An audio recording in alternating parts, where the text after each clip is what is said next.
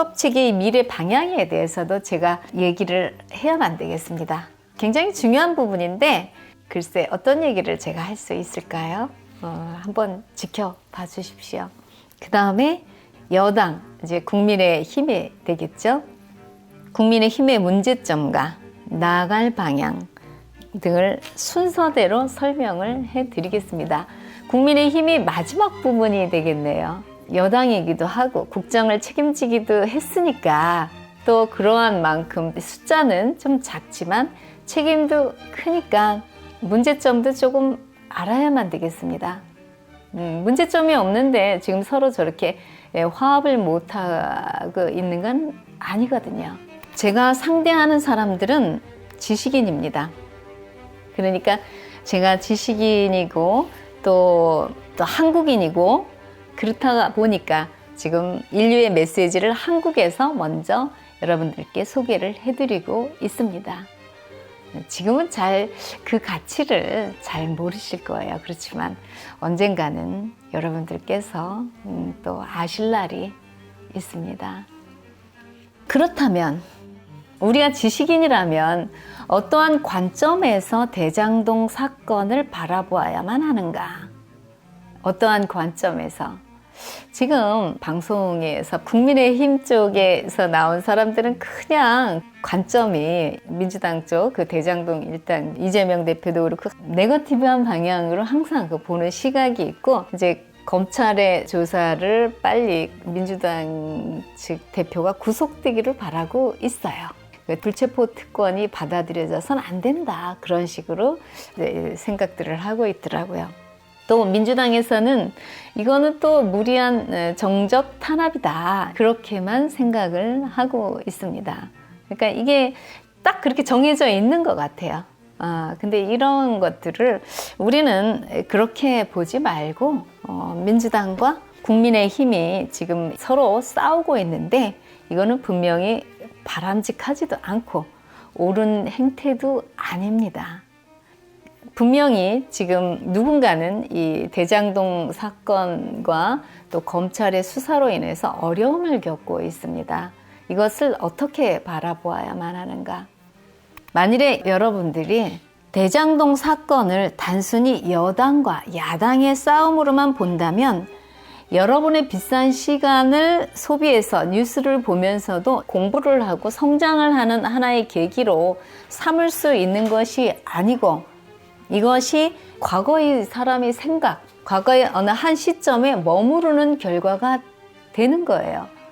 사람이 시간이 가고 많은 뉴스를 보면서 이렇게 변화가 되고 성장이 돼야지 되는데 뉴스가 이게 뭐냐면 살아있는 교과서거든요. 정보. 내가 정보를 흡수해서 저 원인이 뭘까를 우리가 생각을 하고 그 다음 시점에는 좀 더 성장을 해야만 되는데 그러한 성장을 못하고 이렇게 서로 이제 상대를 비난하는 데 시간을 다 소비하게 됩니다. 여러분들은 이 소모적인 이 낭비에 여러분들의 이 비싼 시간, 인생을 바치겠습니까? 저는 그 시간 낭비를 이제는 그만해야 된다는 것을 강력히 메시지로서 전달하고자 본격적으로 나왔습니다. 대장동 편 사건의 당사자들이 지식인일까요? 아니면은 무식자일까요? 대장동 편의 사건의 당사자들은 변호사 출신도 있고 또 이제 지식인입니다. 공부를 안 한 사람이 아니에요. 공부를 좀 한 사람들이에요. 지식인이죠. 그 다음에 자녀가 50억을 퇴직금으로 6년 근무했는데 50억을 받았다라고 하더라고요. 이제 그 사람도 지식인이에요. 보니까. 그러니까 지식인인데 50억 여러분들은 6년 근무하고 퇴직금 50억 받아요? 생각을 좀 해봐야지 되겠죠. 필자가 계속해서 이 책을 통해서 또는 페이스북을 통해서 지식인 순환시대가 다가오고 있습니다 라고 제가 메시지를 드리고 있습니다. 지금 뉴스에서 보여지는 모든 이 곤경에 처한 사람들이 결국은 지식인이라는 얘기예요. 대장동 사건도 뭐 야당 대표를 정적을 제거하는 어떤 틀에 박힌 시각만 여러분들이 볼 것이 아니고 이게 결국 그 사람이 지식인이냐, 여기 지금 다른 구속된 사람들이 지식인이냐 아니냐, 이제 그것을 먼저 보시길 바랍니다. 그래서 이게 결국 지금 모든 정치적인 사건, 경제인들이 곤란을 겪고 있는 것도 지식인들이기 때문에 이게 사건화가 돼서 뉴스에서 곤혹스러움을 겪고 있는 것이지, 예컨대 무식자처럼 그런 사람들이 사건을 일으키면 이렇게 나오지도 않아요. 지식인들이 어떻게 순환을 당하는지 여러분들이 똑똑히 보시라고 지금 이러한 일들이 벌어지고 있는 것이죠. 그러니까 관점을, 여러분들은 이제 정적이냐 아니면 도적이냐, 국민의힘에서는 여기선 정적 제거하냐, 그러니까 한쪽에서 도적 제거한다. 이게 이사님, 이게 실제로 나온 말들이에요. 이게 어떻게 이게 한 나라의 국회의원들 입속에서 이게 나온 말입니다. 이거 제가 만든 말이 아니에요. 정적 제거하냐, 그러니까 한쪽에서 도적 제거한다.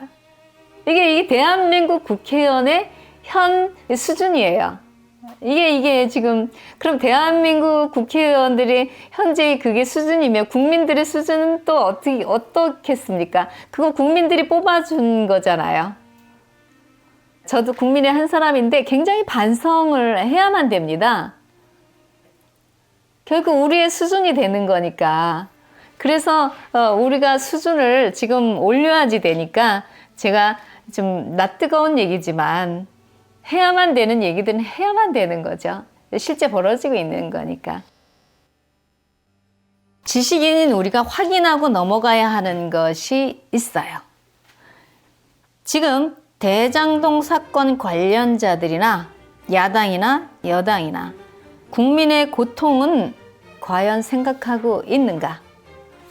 우리는 그 부분을 먼저 바라봐야만 되고요. 국민을 생각하지 않을 때 항상 이러한 희생양은 반드시 나오게 됩니다.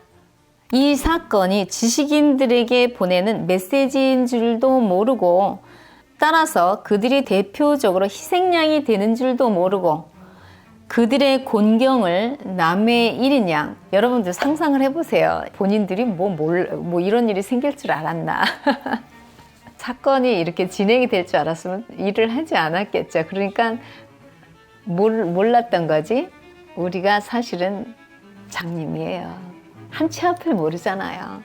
똑똑한 척, 아무리 똑똑한 척하고 잘난 척을 하는데 한 치 앞을 모르는 장님이라는, 본인들이 장님이라는 것도 몰라요. 우리 사람이 스스로 자연의 이치를 깨닫지 못하면 장님이라는 것이죠.